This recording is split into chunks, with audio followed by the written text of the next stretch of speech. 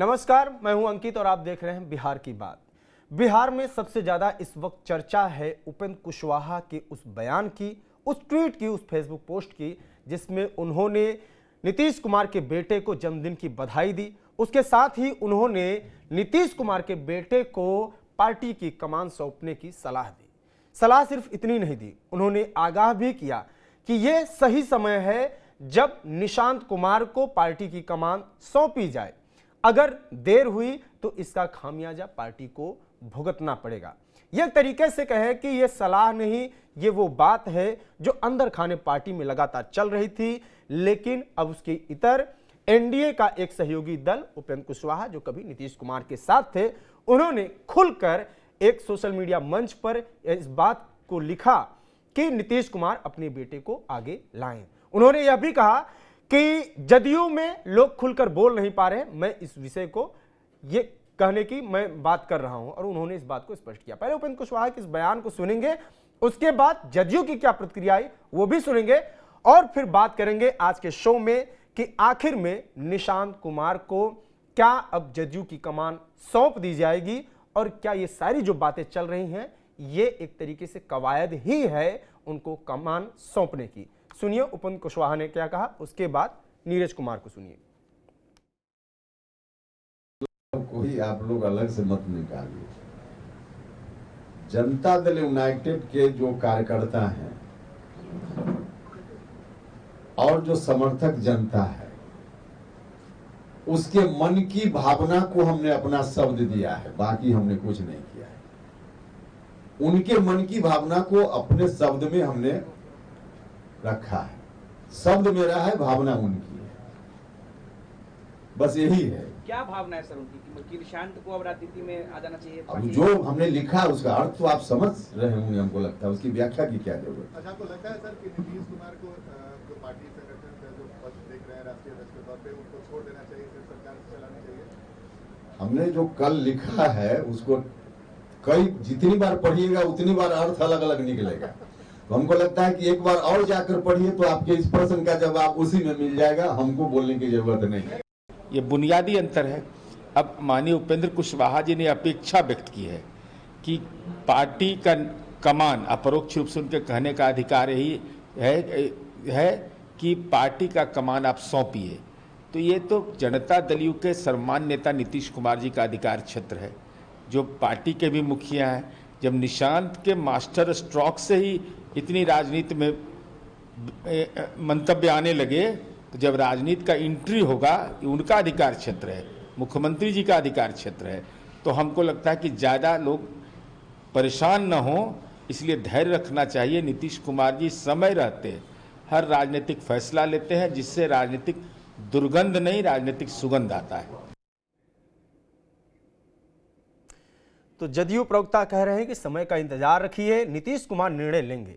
लेकिन सवाल यही है कि जो बातें लगातार चल रही थी कि निशांत कुमार पॉलिटिक्स में नहीं आएंगे और एक उम्र हो भी गई है, एक लंबे समय से इस बात का चर्चा चल रहा था कि निशांत कुमार पॉलिटिक्स में आ सकते हैं। आजकल वो मीडिया में और कैमरों पर ज्यादा दिखते हैं, लेकिन उपेंद्र कुशवाहा का यह बयान और इस बयान के दो संदेश हैं। उपेंद्र कुशवाहा यह कह रहे हैं कि नीतीश कुमार पार्टी और सरकार दोनों चला रहे हैं, इस बोझ को हल्का करें और निशांत कुमार को पार्टी की कमान सौंपे। इसके साथ ही वो यह भी कहना चाह रहे हैं कि निशांत कुमार को जो पार्टी की कमान सौंपने में अगर देरी होती है तो ये एक तरीके से इसका खामियाजा भुगतना पड़ेगा। हमारे कुछ मेहमान हैं इस पर बात करने के लिए, उनसे बात करेंगे कि आखिर में क्या होने वाला है। तो आरजेडी प्रवक्ता हमारे साथ जुड़े हुए हैं, आरजू खान, निहोरा प्रसाद हैं जदयू से और राम बंधु वत्स हैं, पॉलिटिकल एनालिस्ट हैं। सर, आप सभी का स्वागत है। पहला सवाल, चूंकि जदयू की बात शुरू हुई है तो जदयू से ही करेंगे, निहोरा प्रसाद जैसे ही करेंगे कि क्या निशांत कुमार को पार्टी की कमान सौंपने की जो कवायद चल रही है वो उसमें कुछ चीजें आगे बढ़ रही हैं? आपकी इस पे क्या प्रतिक्रिया है और आप लोग दरअसल चाहते क्या हैं? एक पार्टी के तौर पे भी, पार्टी के सदस्य के तौर पे भी, प्रवक्ता के तौर पे भी आप लोग क्या चाहते हैं कि निशांत कुमार अब पॉलिटिक्स में आ जाएं? देखिए, उपेंद्र कुशवाहा जी ने जो बात कही है ये उनकी निजी राय है और सलाह के रूप में जदयू के कहा कि पार्टी के कार्यकर्ता के भावनाओं को हम बोल रहे हैं। तो खैर उनकी निजी राय है, उस पर मुझको कुछ नहीं कहना है। लेकिन देखिए, एक तो बात है ही ना कि निशांत कुमार जी ऐसे परिवार के हैं, पिता माँ का बेटा, जो 20 वर्षों तक शासन, ईमानदार शासन, बेईमान नहीं, ईमानदार शासन को और विकास को नजदीकी से देखा है। साथ ही जो एजुकेशन के मामले में भी इंजीनियरिंग किए हुए हैं, होशियार हैं, परिपक्व हैं। तो ये तो बिहार की जनता मानती है कि निशांत कुमार पढ़े हुए और पिताजी का संस्कार, माताजी का संस्कार, दोनों संस्कार निशांत कुमार में है। इस सच्चाई से इनकार नहीं, मैं भी नहीं कर सकता हूं कि पार्टी के कार्यकर्ता लोग चाहते हैं। सर इससे इतर ये तो एक बात हो गई निशांत की। मेरा सवाल जो है सीधे है, आपको भी पता है, उपेंद्र कुशवाहा पे ही। उपेंद्र कुशवाहा ये कह रहे हैं कि तो आ रहा हूं मैं सवाल इसमें एड ऑन कर देता हूं कि वो सीधे कह रहे हैं कि पार्टी भरपाई नहीं कर पाएगी। क्या ये संदेश वो देना चाहते हैं कि पार्टी पर अगर देरी हुई तो नीतीश कुमार की पार्टी पर कोई किसी और का कब्जा हो सकता है, या पॉलिटिक्स में कहीं पीछे रह जाएंगे निशांत कुमार, या नीतीश कुमार का अब ये आखिरी समय चल रहा है और इस वक्त वो, जैसा कि आरजेडी वगैरह आरोप लगाते हैं नीतीश कुमार अब रिटायरमेंट के दौर में है। क्या नीतीश कुमार रिटायरमेंट के दौर में है और अगर अभी एक्शन नहीं लिए तो निशांत के लिए जगह नहीं बच पाएगी? नहीं नहीं नहीं नहीं, हम उस बात से हमारी असहमति है कि अगर नहीं आए तो पार्टी समाप्त हो जाएगी। देखिए, इस देश का और इस प्रदेश का भी पॉलिटिकल पार्टी को हम लोगों ने देखा है। जो पॉलिटिकल पार्टी सिद्धांतों पर नहीं चल रहा है वो भले ही खत्म हो जाए, लेकिन जो पार्टी सिद्धांतों पर निर्माण हुआ है और सिद्धांतों पर चल रहा है वो पार्टी कभी खत्म नहीं होता। अब उपेंद्र जी को लीजिए, उपेंद्र जी तो जदयू में आ गए थे, कहा उनकी पार्टी खत्म हुई जब जदयू से निकल के नई पार्टी बनाए। तो जो पार्टियां पारिवारिक पार्टियां नहीं है, सिद्धांतों पर पार्टियां हैं, वैसे पार्टियां खत्म नहीं होती। एक मैं उदाहरण और देता हूं। जब कर्पूरी ठाकुर जी लोक दल उस समय हुआ करता था, तो कर्पूरी ठाकुर जी का देहांत हुआ तो पार्टी के सारे लोग मायूस हो गए कि अब पार्टी खत्म हो गया। तो इसलिए भी खत्म नहीं हुआ कि वो पार्टी सिद्धांतों और नीतियों के आधार पर चल रहा था, तो किसी न किसी ने कमान संभाला। लेकिन फिर भी मैं ये कहता हूं कि निशांत हमारे जैसा व्यक्ति, थोड़ा लीक से हटकर बोल रहा हूं, कि निशांत को राजनीति में निश्चित रूप में आना चाहिए। और इनके जैसे जो भी बिहार के नौजवान हैं जो थोड़ी राजनीति में रुचि रखते हैं, उनको राजनीति में निश्चित रूप में आना चाहिए, बिहार के लिए और देश के लिए आना चाहिए। लेकिन यह निर्भर करता है निशांत जी पर, और सबसे बड़ा जो सैद्धांतिक आदमी नीतीश कुमार जी हैं, उनकी अनुमति आवश्यक है। लेकिन मुझको लगता है कि हमारा जो अपना, जो मैं जानता हूं नीतीश कुमार को, जब तक नीतीश कुमार जी सक्रिय राजनीति में रहेंगे तब तक मुझको नहीं लगता है कि निशांत को कोई अनुमति देंगे।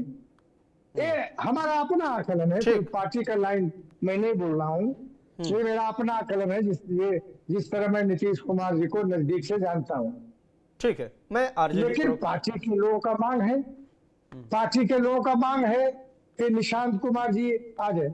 जहां तक उम्र की बात करते हैं तो बताइए, मनमोहन सिंह का कितना उम्र था? ये जो नैरेटिव लोग सेट कर रहे हैं, मनमोहन सिंह का कितना उम्र था, सोनिया जी का कितना उम्र है, नरसिम्हा राव का कितना उम्र था? सर राजद के यह आरोप है और आपके तमाम विपक्षी जो मैं एक सेकंड मैं आने जो बिहार में विकास करे उसको यह कहना कि अस्वस्थ है, ये नैरेटिव सेट करना ताकि बिहार का विकास न हो। जो अपने विकास नहीं किया, विकास करने वाले के खिलाफ नैरेटिव सेट कर रहा है कि अस्वस्थ है तो उम्र ज्यादा हो गया। तो उम्र तो लालू यादव जी का भी हो गया था, राष्ट्रीय अध्यक्ष नहीं नहीं बनाए होते। तब जानते कि जो बात आप बोल रहे हैं वो उस पर आप खड़े उतरिएगा। तो दूसरा खराब है और आपका बढ़िया है। तो ये सब राजनीति बिहार में जो विपक्ष के लोग नैरेटिव सेट कर रहे हैं, जनता इस बात को समझती है। ठीक है, राजद प्रवक्ता अर्जू खान जी हैं।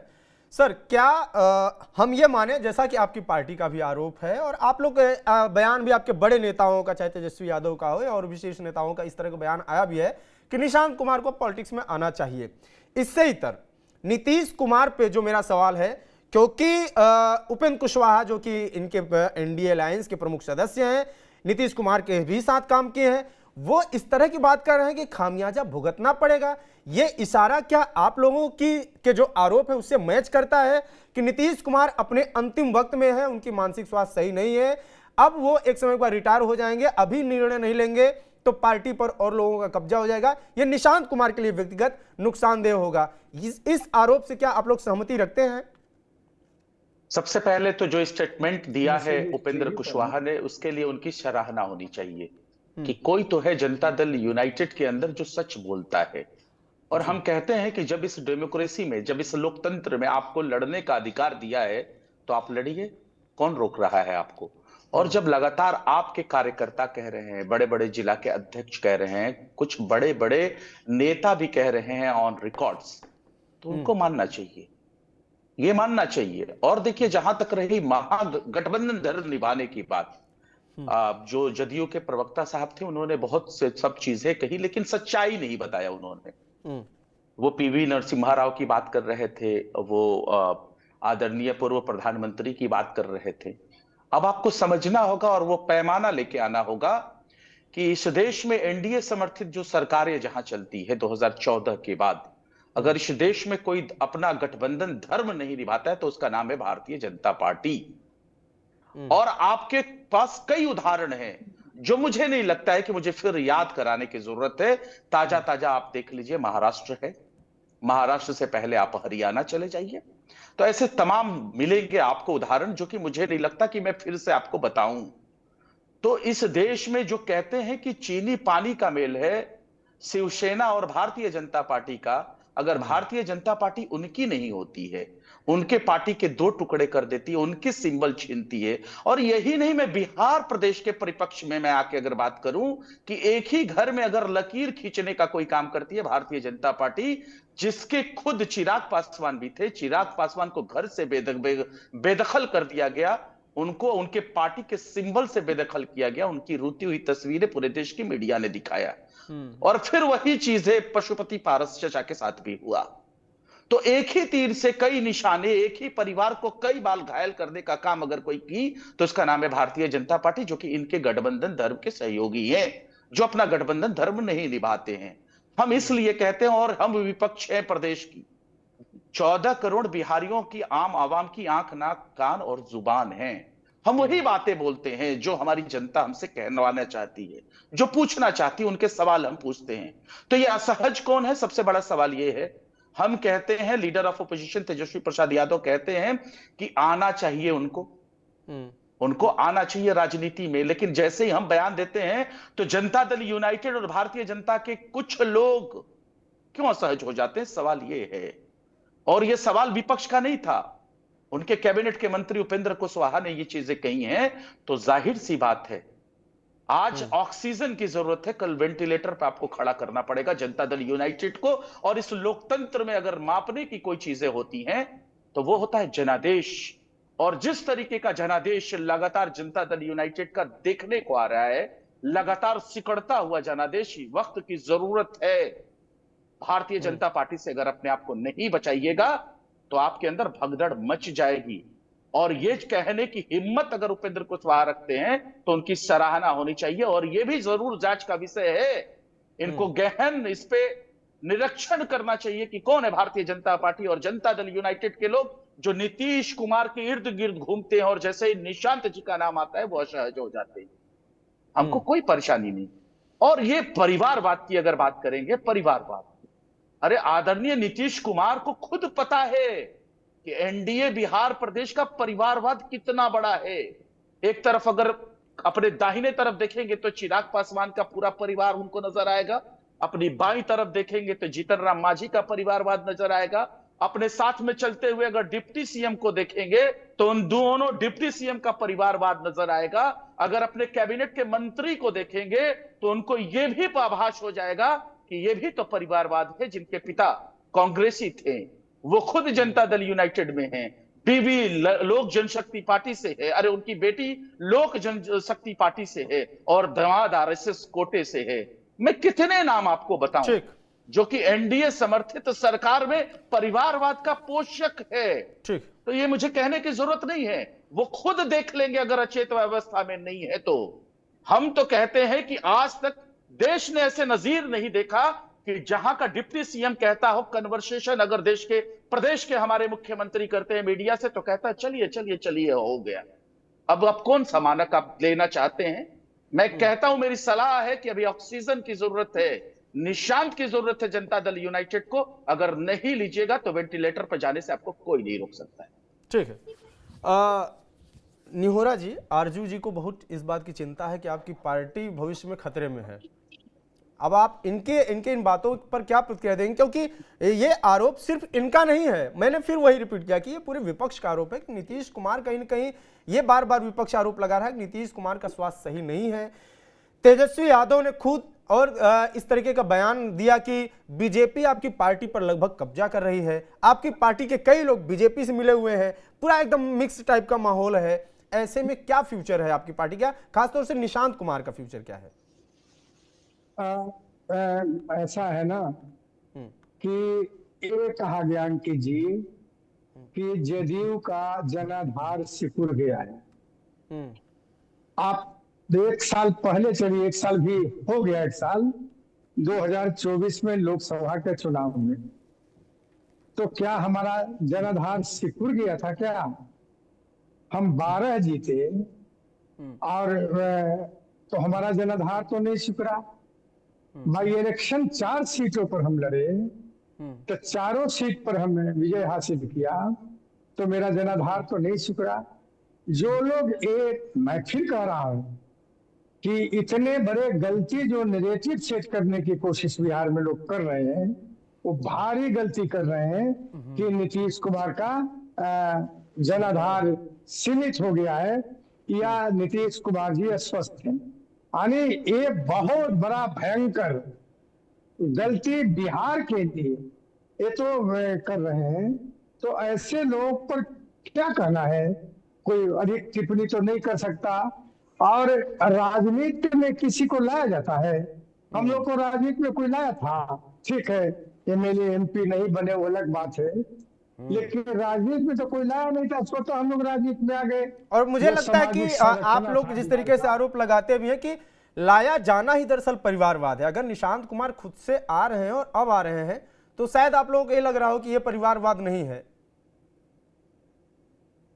मुझको देखिए, एक मैं सब से अंकित जी कर रहा हूं कि जिन सिद्धांतों पर नीतीश कुमार जी चलते हैं, फिर मैं शायद आप भी नहीं जानते होंगे या आरजू जी भी जानते होंगे, चूंकि इस पार्टी में स्वर्गीय कर्पूरी ठाकुर के बेटा रामनाथ ठाकुर जो भी केंद्रीय मंत्री हैं, सारे लोक दल के नेताओं ने कहा पार्लियामेंट्री वोट को कि रामनाथ जी को भी चुनाव लड़ाइए। कर्पूरी जी ने कहा कि हमको कोई इतराज नहीं है, लड़ाइए, मैं चुनाव नहीं लड़ूंगा। जब ये उन्होंने कह दिया कि मैं चुनाव नहीं लड़ूंगा, तो आप ये समझिए कि नेता कहे कि मैं चुनाव नहीं लड़ूंगा तो पार्टी का क्या असर होगा।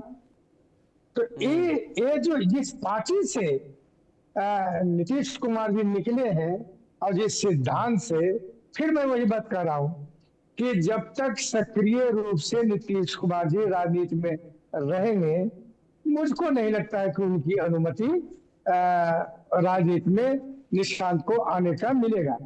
अब स्वयं ही निशांत राजनीति में सक्रिय हो जाए, समाज सेवा करने के लिए किसी को तो कोई रोक नहीं सकता है।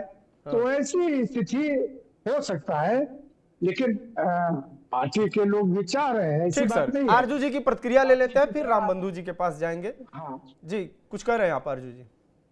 देखिए, मुझे नहीं लगता है कि मुझे इतनी सारी हम लोगों को, खैर ये आपके डिबेट का हिस्सा है, आपकी अभिव्यक्ति की आजादी है, आप डिबेट रखिए, हम जवाब जरूर देंगे।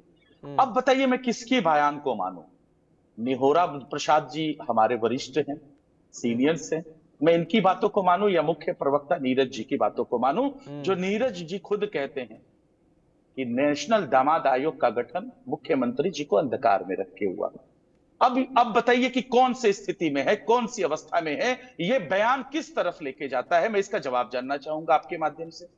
और दूसरी बात, इन्होंने लोकसभा का उदाहरण दिया।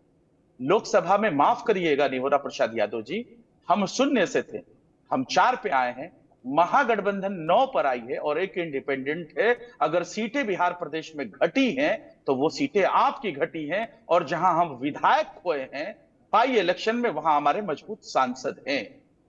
तो हर चीजों को सच्चाई से आप कब तक अपना पीछा छुड़ा सकते हैं? मैं फिर कहता हूं, जो नीतीश कुमार के अगल बगल में जो लोग हैं ना, जो इस तरीके का बयान देते हैं, जो उनको अंधकार में रखते हैं, वो असहज क्यों हो जाते हैं?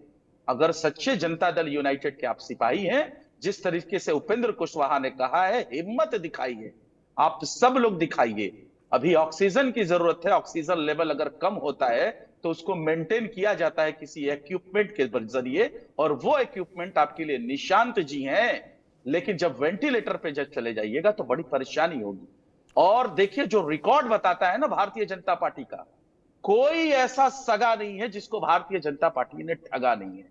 और मैं 1990 से पहले की मैं चीजें नहीं बता रहा हूं, मैं 2020 और 2025 की चीजें बता रही हूं कि कितनी चीजें, कितनी पार्टियां खत्म हो गई। और जिसको देश के आदरणीय प्रधानमंत्री ने अपने मंच से कहा कि इसको, जिसकी जगह जेल की सलाखों के पीछे है, वो भी देखिए वो उनके कैबिनेट का मंत्री बनता है और मुख्यमंत्री बनता है। आप अगर इसके बाद भी नहीं समझ पाते हैं तो यह आपकी मानसिकता है। लोकतंत्र में सबको लड़ने का अधिकार है, हम उनका स्वागत करते हैं अगर निशांत जी आते हैं तो। ठीक है, अब ये तो बीजेपी की बात है, बीजेपी के यहाँ प्रवक्ता भी नहीं है। और दूसरी बात ये भी है कि पॉलिटिक्स में जो मजबूत होता है वो हावी होता है। बीजेपी के काम करने का तरीका वो है और उस तरीके से वो काम करती है। अगर जदयू मजबूत है तो वो जाहिर सी बात है वो भी हावी होगी, चाहे महाराष्ट्र की एग्जाम्पल या कहीं कभी। और ये जदयू का बयान भी है, जदयू के प्रवक्ता ने कहा कि बहुत विपरीत परिस्थिति आई, ज्यादा सीटें आई, तो वो स्थिति अगर ऐसी आती है तो अलग की बात है, नहीं तो मुख्यमंत्री फिलहाल नीतीश कुमार ही होंगे। लेकिन अब मैं राम बंधु जी के पास चलूंगा थोड़ा सा इस पे। जी नहीं सर, मुख्यमंत्री कहां कहा कि मुख्यमंत्री? जदयू तो यही कह रही है ना कि मुख्यमंत्री बनेंगे। नहीं, जदयू कह रही है, उनकी क्या सहयोगी कह रही है? सवाल है ना, सवाल सत्ता पक्ष से होना चाहिए। आप चाहते हैं कि सारे सवाल की झड़ियां विपक्ष पे लगा दी जाए, तो मैं कहता हूं कि सत्ता पक्ष में बैठे हुए लोग कहते हैं कि सीएम फेस वो होंगे, लेकिन उसके बाद तय किया जाएगा। और कौन कहता है? हमारे कैबिनेट के जो, इनके जो कैबिनेट के जो हमारे गृह मंत्री कहते हैं कोऑर्डिनेशन कमेटी इसको समझेगी।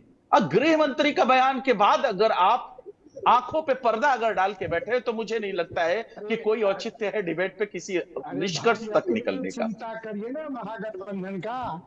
अभी तक तेजस्वी छटपट कर रहे हैं, लेकिन मुख्यमंत्री का चेहरा नहीं घोषित हुआ। तो मैं बता देता हूं, महागठबंधन की चिंता करिए, हमारे मैं बता देता हूं नीतीश कुमार आपका। सर मैं निहोरा जी का छोटा सा जवाब देना चाहूंगा, बस माफी के साथ। देखिए, निहोरा जी अभी जी न्यूज पे उनका चला है, एक पंचायत करके सीरीज चलाया है जी न्यूज ने, और उन्होंने कहा है कि तय दिनों पे सब कुछ तय हो चुका है, एक अच्छे दिन पे अनाउंसमेंट हो जाएगा और हम ऑन गोइंग प्रोसेस के तहत जा रहे हैं। महागठबंधन की कई बैठकें हो चुकी है, कई प्रेस कॉन्फ्रेंस हो चुके हैं, कोऑर्डिनेशन कमेटी के चेयरमैन जो चीफ है वो भी है leader of opposition Tejashwi Prasad Yadav. कहीं कोई इफ और बट की संशय नहीं है। अगर संशय वाकई में है तो वो चिराग पासवान से पूछिए कि वो 243 सीटों पे क्यों लड़ना चाहते हैं। थोड़ा सा सुन लीजिए ना निहोरा जी, मैंने आपके इंटरप्ट नहीं किया, मैं आपके सब बातों का जवाब दूंगा। अब ये बताइए कि आपका फार्मूला तय होता है ना भारतीय जनता पार्टी का, वो कौन सा फार्मूला तय है कि 243 सीटों पे लड़ने के लिए चिराग पासवान जी कहते हैं, जीतन राम मांझी कहते हैं हमें उपेक्षित किया गया, हम आपकी औकात बता देंगे। जब सब कुछ ठीक है, उपेंद्र कुशवाहा जी को कोई पूछने वाला नहीं है, तो आप जो है आप महागठबंधन के ऊपर, जबकि वो ऑन गोइंग प्रोसेस के तहत जा रहा है। लीडर ऑफ अपोजिशन का ये खुद बयान आ चुका कि एक बेहतर दिन पे हम सारा अनाउंसमेंट कर देंगे। हम ऑन गोइंग प्रोसेस के तहत जा रहे हैं, महागठबंधन का प्रेस कॉन्फ्रेंस हो रहा है, महागठबंधन का कोऑर्डिनेशन कमेटी तैयार है, उसके chief leader of opposition Tejashwi Prasad Yadav ji, उसके बाद भी सवाल, तो खैर ये आपकी अभिव्यक्ति की आजादी है, आप कह सकते नहीं, हैं। किसी बड़े नेता का लेकिन बयान नहीं आया राहुल गांधी से लेते हुए कांग्रेस के सिंगल एक राष्ट्रीय नेता का नाम बता जिसने ये लाइन कही हो कि तेजस्वी यादव ही मुख्यमंत्री का चेहरा है। या कम्युनिस्ट पार्टियों में एक इंटरव्यू देख रहा था अभी, कम्युनिस्ट पार्टी के जो राष्ट्रीय महासचिव हैं उन्होंने भी यही कहा कि अभी बैठकें चल रही हैं, चीजें बाद में क्लियर हो जाएंगी, फिलहाल बड़ी पार्टी के नेता, ये बात आ रही है कि बड़ी पार्टी के नेता तेजस्वी हैं तो जाहिर सी बात है तेजस्वी ही चेहरा होंगे, लेकिन ये क्लियर नहीं कर रहे हैं कि तेजस्वी ही मुख्यमंत्री का फेस होंगे। यही तो नाइंसाफी है। देखिए एंकर महोदय, यही तो जो है ना नाइंसाफी है कि जब देश के गृह मंत्री जो कि सर्वे सर्वा है भारतीय, लेकिन दिलीप जायसवाल का मैंने ये बयान सुना, दिलीप जायसवाल ने सीधे कहा कि मैं प्रदेश अध्यक्ष होने के नाते मैं कह रहा हूं कि नीतीश कुमार ही मुख्यमंत्री का चेहरा है। अरे वो तो ये महाराष्ट्र में भी कहा गया था ना शिंदे जी को, वो तो महाराष्ट्र में भी शिंदे जी को कहा गया था। दुष्यंत चौटाला को जेल में डालने की बात कही गई थी कि उनके पिता के जगह पे उनको चक्की पिसवाया जाएगा, और जैसे ही सरकार बनाई पिता जी को उनको रातें रात छोड़वा दिया गया जेल से, और उनको 11 सीट लेकर आए और उनको मुख्यमंत्री उप मुख्यमंत्री बना दिया गया हरियाणा का। तो ये सारे देश में उदाहरण है ना। जिस छगन भुजबल को आप जेल में डालने की बात करते थे उसको कैबिनेट का मंत्री बना दिए, जिस अजीत पवार के लिए जगह जेल के अलावा कहीं नहीं थी उसको आप मुख्यमंत्री बना दिए, डिप्टी सीएम बना दिए महाराष्ट्र का। जिस हेमंत बिश्व शर्मा को सीबीआई ईडी से डराते थे, लगातार डराते रहे, जैसे ही अपनी पेशानी और सर को खम करके वो भारतीय जनता पार्टी में गया, आपने उसको असम का सीएम बना दिया। कितने उदाहरण दे हम आपको, ये देश के प्रधानमंत्री का बयान है, ये किसी आम और राह में चलते हुए आम इंसान की बातें नहीं है। किस पे यकीन किया जाए, ये आपके ऊपर है, आपके व्यूअर्स के ऊपर है। लेकिन एक चीज खास दिख रही है कि निहोरा जी भी इस बात को सुन रहे हैं बाकायदे, वो भी बीजेपी को मुझे लगता है सहमत हैं आपसे, वो भी जो बीजेपी पर आरोप आप लगा रहे हैं वो भी अंदर अंदर सोच रहे हैं कि क्या बताएं, हो सकता है मेरे साथ सच में ऐसा ही हो। अंकित जी बहुत बड़ा सृजन आप हैं, भविष्यकर्ता आप हैं, आप एंकर हैं और जो राजनीति विश्लेषण करने के लिए बैठे हैं। महाराष्ट्र और बिहार की तुलना आप कर रहे हैं। महाराष्ट्र में कौन नेता था, बिहार में कौन नेता है, ये दोनों के औकात में अंतर है कि नहीं है? नीतीश कुमार को किसी को छेड़ने की हिम्मत होगी क्या? अब ठीक है, मैं बता रहा हूँ आपको औकात जो भी राम बंधु जी के पास चलते हैं, बहुत देर से सुन रहे हैं, जरा सुन लीजिए ना। नीतीश कुमार की छवि और ईमानदारी बिहार तक सीमित नहीं है, देश तक सीमित है, दुनिया तक सीमित है। इसलिए कोई अगर छोटे भैया से तुलना करे नीतीश कुमार को तो मैं कतई इसको नहीं मानता हूं। नीतीश कुमार देश का बड़ा लीडर है, मां से लीडर है नीतीश कुमार, इसलिए कोई बात में लोग कहते रहे। लेकिन सर बीजेपी पे जो आरोप लगाया अभी आरजेडी प्रवक्ता ने, उसका जवाब आपने नहीं दिया। बीजेपी उस बात से लगता है आप भी सहमत हैं? नहीं, क्या यदि प्रवक्ता ने लगाया, क्या यदि प्रवक्ता ने लगाया बीजेपी आपकी सरकार, नई सरकार बनते तक सारा खेल कर देगी जैसे महाराष्ट्र और बाकी कुछ स्टेट्स में किया? तो मैं भविष्यकर्ता नहीं हूं आरजेडी जैसा आपके तरह भाई। ये जो एक्सप्लोजर होंगे वही बता सकते हैं, मैं नहीं बता सकता हूं। मैं इतना ही बता सकता हूं कि नीतीश कुमार इस बिहार के मुख्यमंत्री हैं, आने वाले दिनों में मुख्यमंत्री बनेंगे, इसके सिवा मैं कुछ नहीं कर सकता हूं। बाकी भविष्यकर्ता आप लोग हैं, बताइएगा। बिल्कुल, राम बंधु जी हैं, पॉलिटिकल एनालिस्ट हैं। सर अब आपसे ये सवाल है, जो सवाल अभी तक फिलहाल पार्टी वाइज वो बातें चल रही थी, एक दूसरे के आरोप प्रत्यारोप चल रहे थे, लेकिन सच्चाई क्या है, क्या स्थिति को अभी आप समझ पा रहे हैं कि निशांत को इतना देर अगर लॉन्च करना चाहते हैं तो क्या निशांत सच में, जैसा कि आरजेडी कह भले ही रही है कि ऑक्सीजन की जरूरत है पार्टी को, या ये उपेंद्र कुशवाहा कह रहे हैं कि यही सही समय है, लेकिन क्या निशांत कुमार उस स्थिति में भी है नहीं? क्या वो पॉलिटिकली इतने मजबूत नहीं है कि वो जदयू को ऑक्सीजन दे पाए तेजस्वी यादव की तरह? उनके पिताजी नीतीश कुमार भी अभी उनको उस लायक नहीं समझ पा रहे हैं, या फिर पार्टी की ऐसी कुछ परिस्थितियां हैं जिसकी वजह से निशांत को अभी रोका गया है? देखिए, निशांत कुमार की पार्टी में जो लाने की बात हो रही है वो लगभग पिछले 6-7 महीनों से हो रही है। सबसे बड़ी बात ये समझने वाली है कि नीतीश जी अपनी पार्टी में अपने बेटे को लाके वंशवाद की परंपरा को अपने अपनी पार्टी में कायम करेंगे या नहीं करेंगे। ये जो जदयू की जो वर्तमान स्थिति है वो इस तर्क से बाहर निकल चुकी है। पार्टी में वंशवाद होगा कि नहीं, अगर पार्टी रहेगी तब ना। अभी जो नीतीश जी के स्वास्थ्य के बारे में जो जो जिस तरह की खबरें, सच्चाई चाहे जो भी हो, लेकिन खबरें जो समाज में हैं, कई विपक्षी पार्टियां, आरजेडी हो, जनसुराज हो, जो बिल्कुल कई बार हमला कर चुकी है, या जो दिखने को भी मिलता है कि शाम में मुख्यमंत्री जी का कई कार्यक्रम होता है, लेकिन शाम में 6:30 के बाद उनका इधर के 2-3 महीनों में कोई कार्यक्रम नहीं होता है। प्रायः वो उसी कार्यक्रम में जाते हैं जिसमें प्रधानमंत्री आते हैं, यानी जहां उनको सरकारी तौर पे जाना चाहिए। तो इलेक्शन के अभी हम लोग अनुमानतः सितंबर में आचार संहिता लागू हो जाना चाहिए, अगर अक्टूबर-नवंबर में मतदान होता है तो इतने नजदीक आने के बावजूद भी जिस तरीके से नीतीश कुमार जी की जो सक्रियता सीमित है, वो ये दर्शाती है कि कहीं न कहीं उनका स्वास्थ्य एक चिकित्सीय घेरे में है, या उनको स्वास्थ्य को लेकर के जो अटकलबाजी है उसमें दम है। ये बात बिल्कुल मनगढ़ंत नहीं है। जो भी विपक्षी पार्टियां लगा रही हैं आरोप उनके स्वास्थ्य को लेकर के, वो बिल्कुल मनगढ़ंत नहीं है। ऐसे में और नीतीश जी के पार्टी का जो मुख्य जनाधार है, वो जनाधार के कोई नेता अभी नहीं है जो वहां पे सक्रिय है। अभी नीतीश जी के बाद जो सेकंड लाइन के जो भी 2-4-5 नेता हैं, वो उनके जनाधार को प्रतिनिधित्व नहीं करते हैं। ऐसे में उनके जो विधायक हैं, जो रियल में जमीन पे जाके चुनाव लड़ेंगे, जो अति पिछड़ा समाज या लघु समाज के वोटों से जीतेंगे, उन लोगों को ये समझ में नहीं आ रहा है कि उनको लीड कौन करेगा। इलेक्शन के बाद वो किनके नेतृत्व में रहेंगे। अगर नीतीश जी हैं तो उनकी सक्रियता इतनी सीमित क्यों है, और अगर जो भी उनके बाद 2-4 नेताएं बन चुके हैं, क्या वो उन लोगों को लीड करेंगे? तो ये असमंजस की स्थिति है। सवाल उपेंद्र कुशवाहा ने बिल्कुल सटीक ही कहा है, और यही वो समय है जब उनको ये बताना पड़ेगा। पार्टी का दायित्व होता है ये बताए अपने मतदाता को भी, अपने नेता को भी, कि उनका नेता कौन है। अगर नीतीश जी हैं और नीतीश जी के स्वास्थ्य में कोई बहुत बड़ी गड़बड़ी नहीं है, वो सक्रिय हैं, इलेक्शन बाद सक्रिय रहेंगे, तो इलेक्शन के इतने नजदीक भी उनकी सक्रियता चाहिए।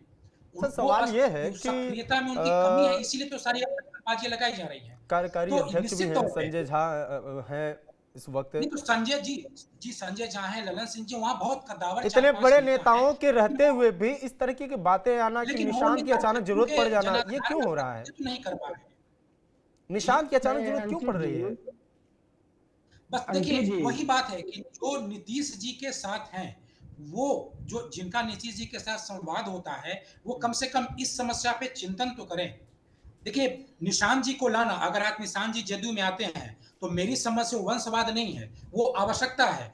आप ये तो देखिए, नहीं तो ये आवश्यकता क्या माना जाए कि एक संकेत है कि नीतीश कुमार अब अपनी पहले की तरह की स्थिति में नहीं है, वो कमजोर स्थिति में है और उनको अब एक उत्तराधिकारी की जरूरत है, और उस जो पार्टी है, जो तमाम लोग हैं, जो उसकी शाखाएं हैं, उन सबको जोड़े रखने के लिए उनके परिवार के एक सदस्य की जरूरत है, या उस जात के लोगों के लिए, उस वोट बैंक के लिए जरूरत है उनके बेटे को आने की। क्या नीतीश कुमार ऐसे आखिरी समय में है? जी निश्चित तौर पे दो बातें हैं। जो जनाधार जदयू का है, उस जनाधार के जो चिंतक हैं, जिनको चिंता है उस जनाधार की, वो नहीं चाहते हैं कि वो जनाधार आरजेडी में चला जाए या बीजेपी में चला जाए। वो जनाधार जदयू में सिमटा रहे और वो जदयू में ही रहे। इसके लिए एक जातिगत समीकरण वाला एक चेहरा चाहिए, और उसी नेता के कारण टिक सकता है। ऐसे में निशांत को छोड़ करके कौन है? देखिए बहुत पहले मनीष वर्मा के बारे में कयास लगाया जा रहा था कि नीतीश जी के उत्तराधिकारी बनेंगे, लेकिन नीतीश जी जब स्वस्थ थे, यानी आज से लगभग 8-9 महीना पहले, साल भर पहले तक ही मनीष वर्मा को उस तरीके से तो प्रोजेक्ट नहीं किया जा रहा है। कारण चाहे जो भी हो सकता है बाद में नीतीश जी के स्वास्थ्य में गिरावट हो और जो शेष लोग बच गए हों उसमें वर्मा जी गुटबंदी के शिकार हो गए हों, कारण चाहे जो भी हो, लेकिन इतना तो सत्य है कि कोई भी नेता जो अति पिछड़े समाज का, लोकू समाज का है, वो जदयू में नहीं है। ऐसे में अगर इस वक्त कोई दूसरा नेता उभर के आता है तो जनता उसको इसलिए स्वीकार नहीं करेगी क्योंकि उनको स्वयं नीतीश कुमार प्रोजेक्ट नहीं कर रहे हैं।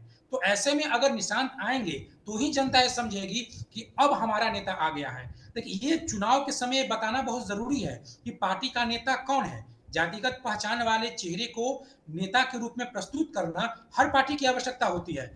बीजेपी भी है, चलिए बीजेपी में मोदी जी बहुत बड़े चेहरा हैं, लेकिन देखिए कि जातिगत समीकरण के आधार पे किस तरीके के नेताओं का चयन करती है।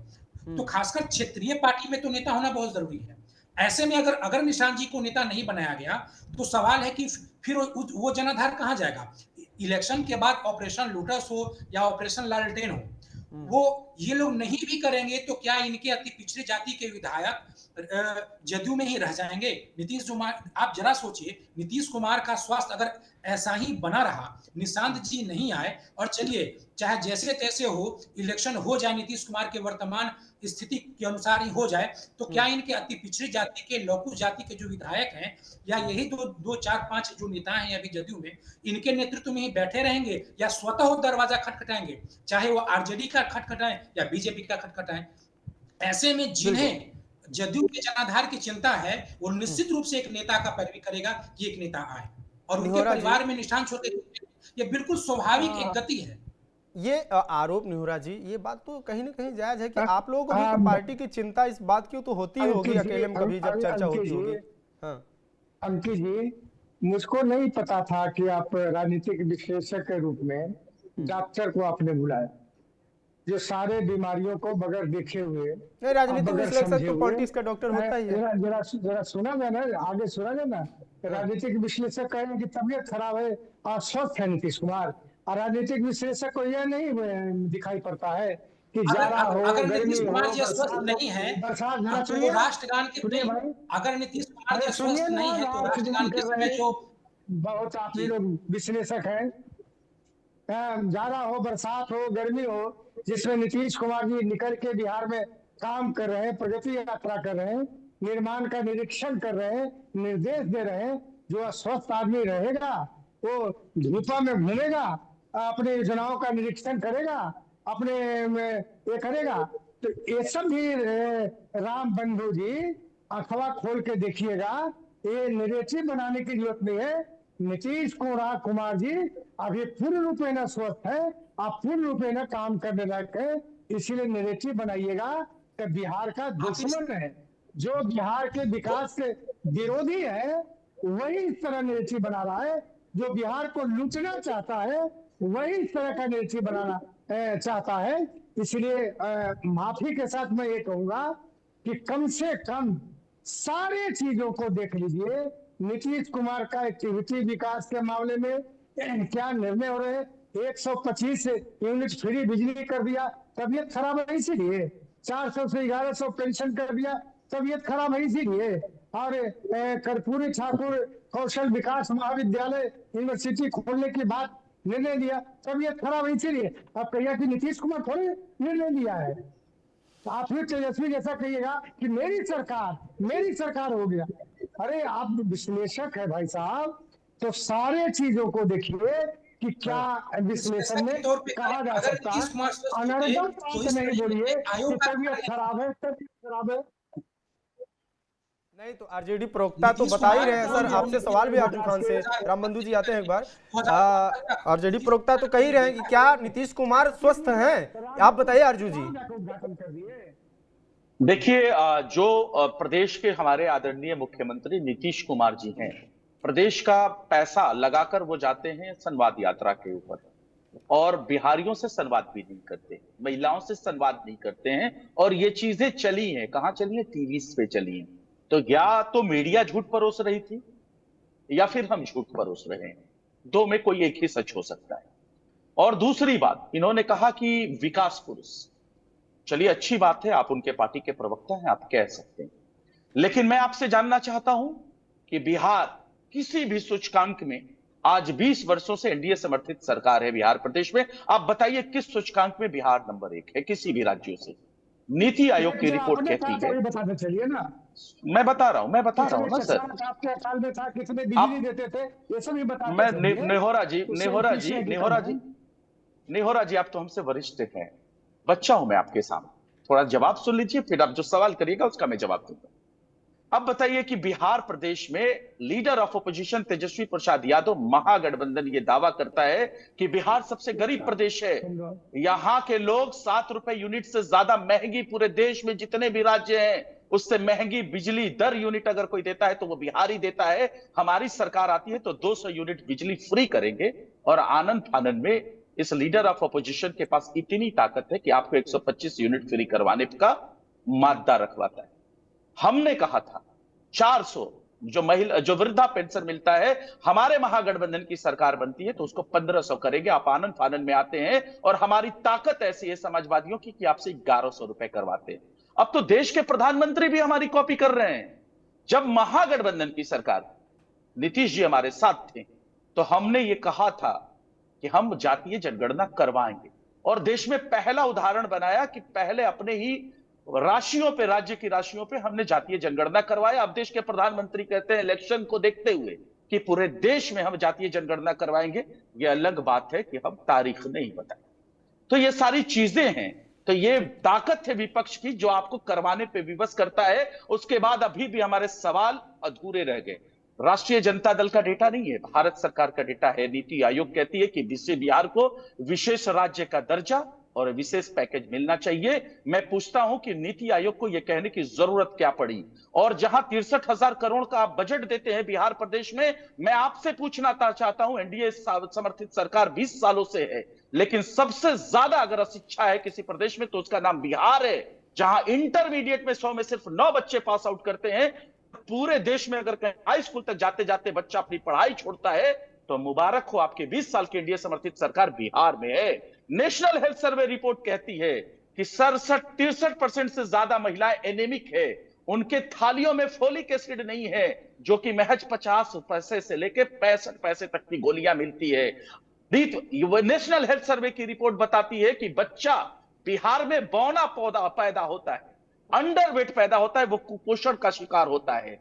भारत सरकार का डेटा कहती है, नेशनल एनसीआरबी का डेटा कहती है कि जब से 2005 से सिर्फ 2022 तक के डेटा आए हैं, 60,000 से ज्यादा बिहारियों की हत्या हो चुकी है, 25,000 से ज्यादा महिलाओं और बच्चियों के साथ यौन उत्पीड़न और बलात्कार हुए हैं।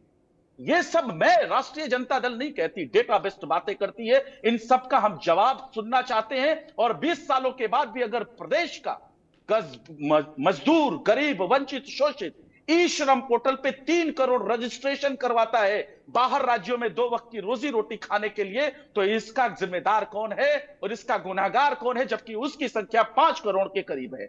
इन सब का आप मैं जवाब चाहता हूं। अगर विकास करने वाली सरकार है तो आप बताइए। सर, जवाब तो देना पड़ेगा, अब आप सरकार में हैं। हाँ, क्यों नहीं जवाब क्यों नहीं? क्या जवाब दे, बताइए।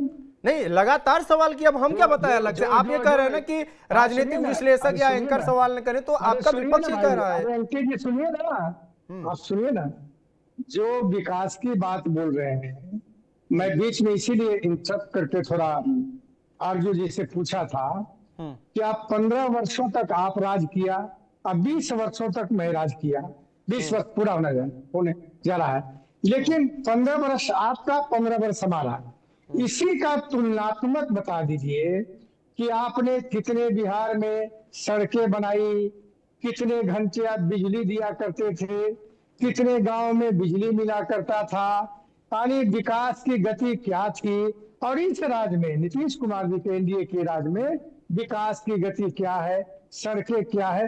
देखिए, बोलने के लिए तो बहुत कुछ बोल सकते हैं, लेकिन जनता इस बात को स्वयं कंपेरिजन करती है कि नीतीश कुमार जी ने बिहार को स्वर्ग बनाने की कोशिश की है और बनाया भी है। इसीलिए गलत सलत आंकड़े दे करके आप जनता भरमने वाली नहीं है।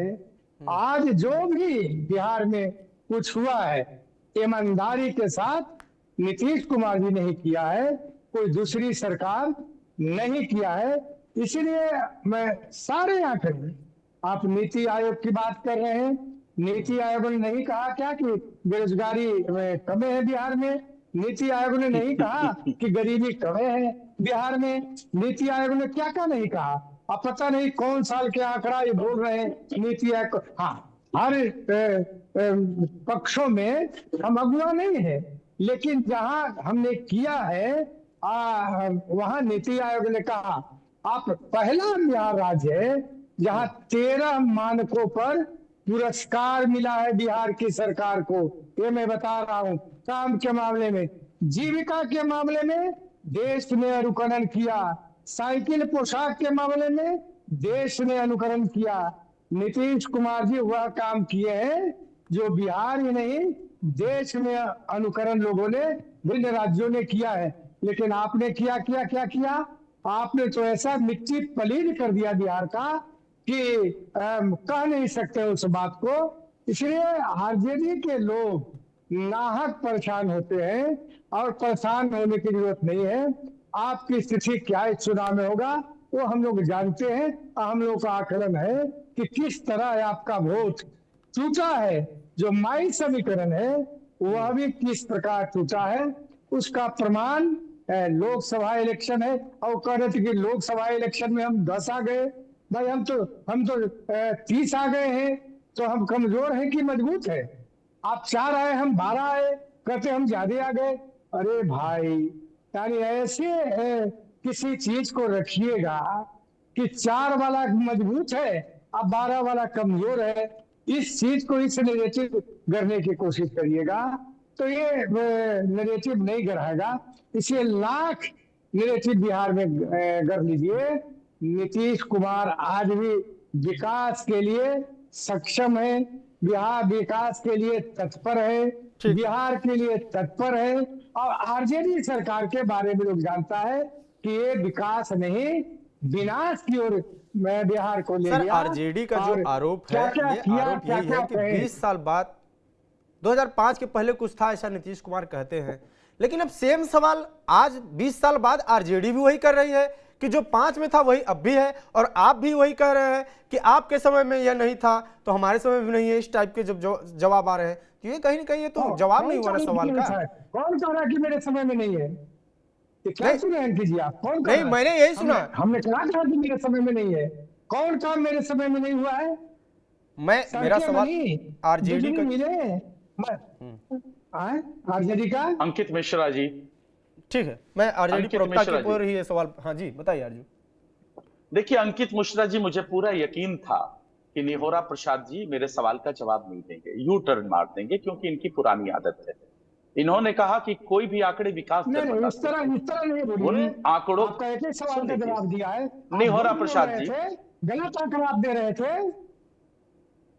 अब सुन लीजिए निहोरा प्रसाद जी, मैं अंकित मिश्रा जी, मेरी आपसे गुजारिश है, सुन लीजिए सर, सुन लीजिए। अरे निहोरा जी बोलने दीजिए ना, अभिव्यक्ति की आजादी है, संविधान ने ये आजादी दे रखी है अपनी बातें कहने की। मेरे बात पे अभिव्यक्ति की आजादी में किसी को अपमान नहीं, सुन लीजिए, ये संविधान ने ये ताकत दी है कि आप अपनी बातों को रख सकते हैं। सुन लीजिए अब थोड़ा सा, अच्छा प्रवक्ता वही होता है। सर सुन लीजिए सर, मुझे नहीं बोलने दीजिएगा। निहोरा प्रसाद जी आप तो वरिष्ठ हैं, बड़े हैं हमसे, मैं आपका सम्मान करता हूं। मैं सिर्फ एक चीजें कह रहा हूं, वो उन आंकड़ों का बिहारी आपके ऊपर एहसान होगा अंकित मिश्रा जी, अगर सारे जितने भी मैंने आंकड़े गिनाए उसको आप एनालिसिस करके इनके सामने रख दीजिए।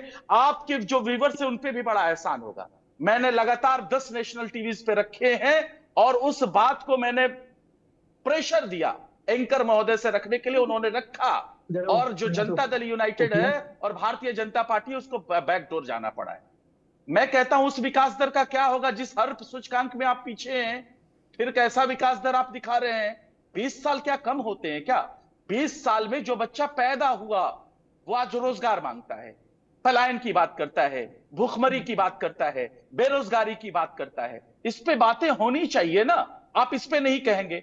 आप 1990 में आएंगे तो आपको यह भी मालूम होना चाहिए अतीत में अगर जाना है तो, कि जब हम अतीत में थे तो संयुक्त झारखंड हमारे साथ था। और जो डेटा आया है सिर्फ 2022 तक का डेटा आया है, 2005 से 2022 तक का।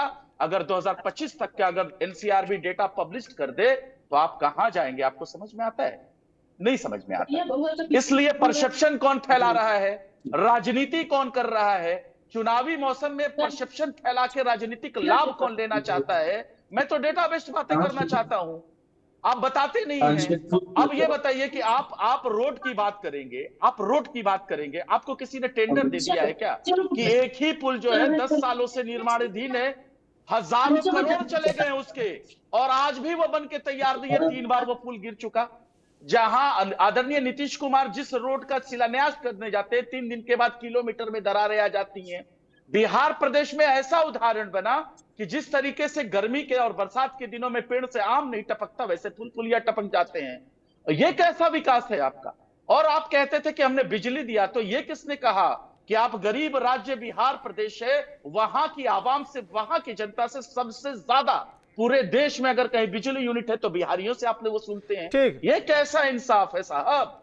हम तो यही जानना चाहते हैं। बिल्कुल नहीं। और आनंद फानंद में हमारी चीजें आप लागू निहोरा करके जी ने श्रेय कहा लेना कि उन्होंने चाहते हैं। आपका जवाब दिया है और शायद कुछ और मैं अंकित जी नहीं, अपराध के मामले में आरजू भाई बोल रहे हैं। मेरे पास एक आंकड़ा ही 22 तक दे रहे हैं ना, 22 के बाद का भी आंकड़ा मेरे पास है। 2005 की तुलना में हत्या की घटनाओं में 19.73% की कमी आई बिहार में। डकैती के मामलों में 80.36 की कमी आई। लूट के मामले में 16.84 की कमी आई और फिरौती के मामले में 79.28 की कमी आई। ये बिहार के अपराध के आंकड़े हैं। दूसरी बात मैं कहना चाहता हूं कि अब बोलना ही है आरजेडी वाले को तो कहे कि 15 साल में हम स्वर्ग ला दिया, बोलते रहे। लेकिन बताइए पूरे बिहार में ये जो लॉ एंड ऑर्डर की बात करते हैं, 817 थाने थे पूरे बिहार में, और नीतीश कुमार जी आए तो 4008 थाने इन्होंने निर्माण कराया, बनाया। इनके पास वाहन नहीं थे, अब वाहन थे भी तो पेट्रोल और डीजल नहीं मिलता था, एफआईआर लिखने के लिए कागज थाने में नहीं होता था। आज हम वाहनों की संख्या 12,084 किया और पुलिस बल इनके यहाँ नहीं था। इस समय में पुलिस बल की संख्या हम लोगों ने बढ़ाया। तो ये हालत है इनका कि अपने काल में छोटा सा जवाब देना सर, चाहूंगा। जवाब का समय खत्म हो गया है। मैं रामबंधु जी का छोटा सा जवाब प्लीज, आपसे छोटा सा कंक्लूड कर लीजिए मेरे जवाब प्लीज, आधा मिनट, एक छोटा सा जवाब। अंकित मिश्रा जी, आधा मिनट में मैं करना चाहता हूं। आपने इतना विस्तार सब कुछ का कर दिया, लेकिन आप इंसाफ नहीं कर पाए बिहार के साथ। ये बताइए कि जो बिहार प्रदेश में शराबबंदी है, महागठबंधन के वक्त में हुआ था, आज दलित पिछड़े वर्ग का बच्चा डिलीवरी बॉय बन के 500 रुपए की दिहाड़ी मजदूरी कमाने के लिए शराब माफिया जेल में नहीं है। 3 लाख बच्चे हैं, जो कि बिहार सरकार का आंकड़ा है। ये कौन सा आपने इंसाफ किया? आप लीड का पेपर लीक करवाते हैं और उसके माफियाओं को नहीं पकड़ते हैं। बालू माफिया वाले लोग जो है पुलिस वालों के ऊपर गाड़ी चला के उनको मार देते हैं, और यही नहीं करते हैं, पुलिस वालों को बंधक बना के उन्हीं के बेल्ट से मारते हैं। ये कौन सा आपने बिहारियों के साथ ये किया, इंसाफ किया है? मेन सवाल पे जाते हैं। रामबंधु जी से अंतिम प्रतिक्रिया ले लेते हैं। सर, अंतिम प्रतिक्रिया आपकी है पॉलिटिकल एनालिस्ट के तौर पे कि क्या इस बात को माना जाए कि अब नीतीश कुमार एक आखिरी दौर पे हैं, या ये पार्टी के लिए भी एक संकट का समय है? निहोरा जी भले ही प्रवक्ता है और उनकी बात भी कई जगहों पे सही भी है, लेकिन इन सब चीजों का संकेत क्या है कि अचानक से पूरी पार्टी में इस तरह की आवाज उठना, और जो सहयोगी पार्टियां हैं इनकी तरफ से ये आवाज उठना कि निशांत की अब जरूरत है पार्टी को संभालने के लिए? शॉर्ट में दीजिएगा जी। निश्चित तौर पे इस समय जदयू नेतृत्व संकट के दौर से गुजर रही है। नीतीश कुमार जी हैं अभी, और जिस हद तक वो सक्रिय हैं, इसी के लिए वो भले दिख नहीं रहा हो, लेकिन ये मैसेज स्पष्ट रूप से है, जनता के बीच में भी है, पार्टी के अंदर भी खलबली है। और दूसरी बात है कि अति पिछड़ी जाति या लौकुश जाति का कोई नेता नहीं है। नीतीश जी के बाद जो 4-5 प्रभावशाली नेता हैं, उनमें कोई अति पिछड़ी या लौकुश जाति का नहीं है। इसलिए अगर, और ये चुनाव के पहले अभी ये वक्त है जब निशांत जी आने का उनका स्वरूप चाहे जो भी हो, जरूरी नहीं कि वो आए और पार्टी की कमान अपने हाथ में ले ले। चाहे जिस स्वरूप में आए, उनके आगमन में ही ये संकेत छुप जाएगा कि अब वो आएंगे और जदयू का नेतृत्व अपने हाथ में लेंगे। ये मैसेज देना कि नीतीश जी के बाद भी कोई है, जो आएगा और जदयू को संभालेगा, ये मैसेज अगर नहीं गया जनता के बीच, हम तर्क वितर्क नेताओं में आपस में जो भी कर ले, लेकिन खुद जदयू के लोग सर्वे करवा के तो देख लें, जनता में मैसेज है कि नीतीश कुमार जी के हाथ से नहीं है। बहुत सारे से सरकार का निर्णय है। नीतीश जी को जो 2005 से लेकर 15 तक देखा है, जितनी हत्याएं हो रही हैं, क्या वो संभव था अगर नीतीश जी स्वस्थ होते तो? मैं तो नहीं मान सकता। अगर ये मानते हैं तो मान ले। नीतीश कुमार जी जिस तरीके से अनुशासन प्रिय नेता थे, बिहार में आरएसएस कोटा भी नहीं होता। बिहार में आरएसएस कोटा भी जिस तरीके से लागू हुआ ना, ये भी नहीं होता। माने बस आप ये गजब विडंबना है कि पिता हैं जदयू में हैं और पुत्री हैं कहीं, दामाद हैं कहीं, तो ये नीतीश जी नहीं। इसलिए निशांत कुमार निश्चित तौर पे पार्टी की आवश्यकता है। ठीक है, राम बंधु जी, निहोरा प्रसाद जी और आरजू खान जी, आप सभी तीनों को जुड़ने के लिए बहुत धन्यवाद। और जो विषय है प्रमुख वो यही है कि आखिर में जो बिहार में बातें चल रही, क्या निशांत कुमार की जरूरत है पार्टी को, तो इसके पीछे कई तर्क दिए जा रहे हैं कि नीतीश कुमार निर्णय नहीं ले पा रहे हैं, नीतीश कुमार बुजुर्ग हो चुके हैं, या विपक्षियों का आरोप है कि मानसिक स्वास्थ्य सही नहीं है। लेकिन पार्टी कुछ भी हो, इन सब के बावजूद अभी तक इस निर्णय पर नहीं पहुंच चुकी है कि निशांत कुमार को आना है या नहीं आना है। निशांत कुमार एक्टिव जरूर हैं, लेकिन निशांत कुमार खुद इस सवाल का जवाब नहीं देते हैं कि वो चुनाव लड़ेंगे या पार्टी में किसी दायित्व में आएंगे। इस बात को वो टाल के निकल जाते हैं। आप सभी की क्या राय है इस विषय पर कि क्या निशांत कुमार को पार्टी में आना चाहिए, या नीतीश कुमार की मानसिक स्वास्थ्य, या नीतीश कुमार आने वाले 5 सालों तक और स्वस्थ है और पुरानी स्थिति में है और वो सरकार चला सकते हैं, निशांत की भी जरूरत नहीं है। इस पर आप सभी की क्या राय है कमेंट बॉक्स में जरूर बताएं। जुड़े रहिए TV9 बिहार झारखंड के साथ। नमस्कार।